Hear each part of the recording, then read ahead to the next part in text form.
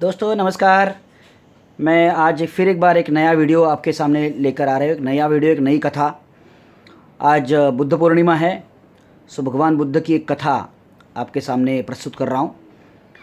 एक राजा के पास कई हाथी थे, लेकिन एक हाथी बहुत शक्तिशाली था, बहुत आज्ञाकारी, समझदार, युद्ध कुशल में निपुण। हर एक लड़ाई में वो राजा उसको लेके जाता था। धीरे धीरे समय गुजरता गया, वो हाथी बूढ़ा हो गया।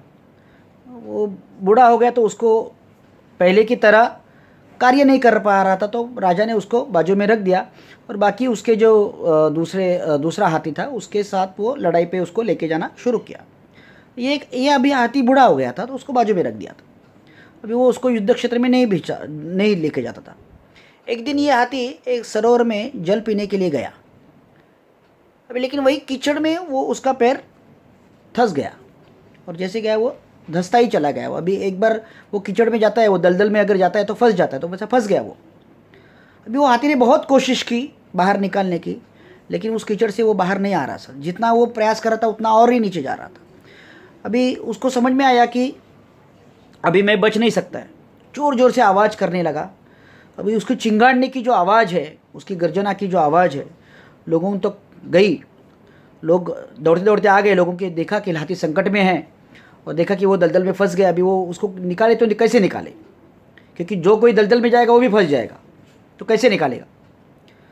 अभी ये हाथी का फंसने का जो समाचार है वो राजा तक गया। राजा भी आया, राजा ने भी देखा, मंत्रीगण है, मंत्रीगण ने भी देखा।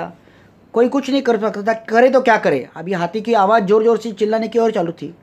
धीरे धीरे धीरे धीरे हाथी ने वो भी आवाज़ बंद कर दी, क्योंकि अभी उसे भी पता चला कि अभी मुझे बचाने वाला कोई आने वाला नहीं है, अभी मैं मर जाऊंगा। अभी राजा के आंखों में आंसू आ गए कि अभी मेरा प्यारा हाथी जो है वो अभी मरने वाला है और मैं उसकी जो मृत्यु है मैं देख रहा हूँ। मैं कुछ राजा में होने के बावजूद भी मैं कुछ कर नहीं पा रहा हूँ।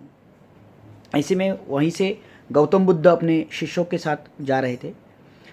तो जैसे उनको देखा, राजा ने उनके चरण छुए और अपनी उसके नेत्र में व्याकुलता थी, वो आंसू थे। तो गौतम बुद्ध ने बोला, क्या हुआ राजन? तो राजन ने सारी कहानी बताई कि ऐसा ऐसा मेरा हुआ है, वो मेरा हाथी है। तो राजन गौतम बुद्ध ने बोला, चलो मैं भी देखूंगा। उन्होंने वो देखा, उसका सारा उन्होंने निरीक्षण किया, देखा। और जैसे ही उन्होंने देखा तो गौतम बुद्ध ने कहा, सब उन्होंने बातें सुन ली और देखा भी, और उन्होंने कहा, उसको सुझाव दिया कि ये सरोवर जो है उसके चारों ओर युद्ध के नगाड़े आपको बजाने पड़ेंगे। अब युद्ध के नगाड़े से जैसे आप युद्ध पे निकलते हो उस तरीके से उस वक्त जो जो चीज़ चलती है ना, वही चीज़ यहाँ पर करवा दो। आश्चर्य लगा सभी को, लेकिन अभी गौतम बुद्ध ने कहा है तो सुनना तो पड़ेगा। और राजा ने भी बोला कि मुनि जो बोल रहे हैं, बुद्ध जो बोल रहे हैं, भगवान जो बोल रहे हैं, उनको सुनना है। तो ठीक है, सभी ने वो किया और वैसे सब ये करके वो युद्ध के नगाड़े बजने लगे। जैसे युद्ध का समय है उसी तरीके से वो बजाने लगे। वो प्रारंभ हुआ उसका। और जैसे ही ये शुरू हुआ ना दोस्त, वो मृतप्राय हाथी जो था उसके हाव भाव में परिवर्तन आने लगा। पहले तो वो धीरे धीरे करके ऐसा खड़ा हुआ और फिर वो जैसा ये हुआ, जैसे वो बजने लगे ना, वैसे हाथ पाए मारना उसने शुरू किया। बहुत ये जैसा वो और चिंगाड़ रहा था और ये कर रहा था। उसने अपनी सूंड फैला दी और सब क्या क्या कर दिया। और धीरे धीरे करके वो खड़ा हुआ और खुद ही उस दलदल से वो बाहर आ गया।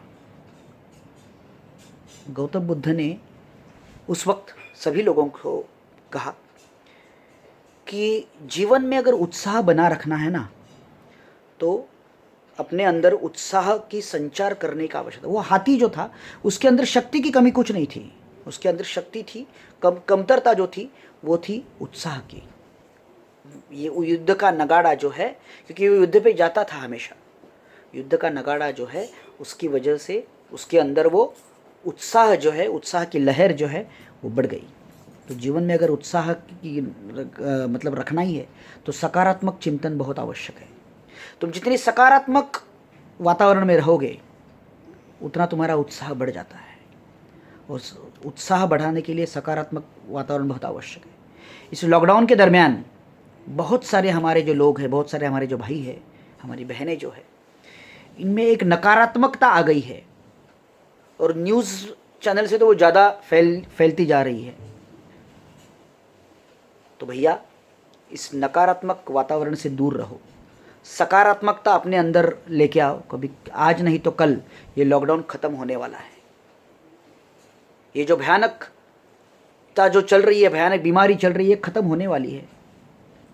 प्लेग एक भयानक बीमारी थी, ख़त्म हो गई, वैसे ये भी जाएगी, जाने ही वाली है। थोड़ा सा वक्त लग रहा है, लेकिन ये वक्त हमें हमारी सकारात्मकता जो है उसे पर ही रखना, उसे बरकरार रखना, ये हमारा काम है।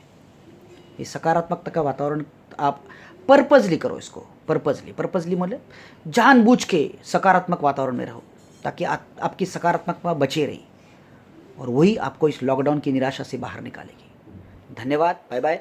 कल हाजिर होऊंगा एक नए वीडियो के साथ। तब तक ये मेरा वीडियो जो है, ये मेरा यूट्यूब चैनल जो है, ज़्यादा से ज़्यादा लोगों को सब्सक्राइब कर लो please, it's my request to you. Thank you very much, thanks a lot, bye bye, see you.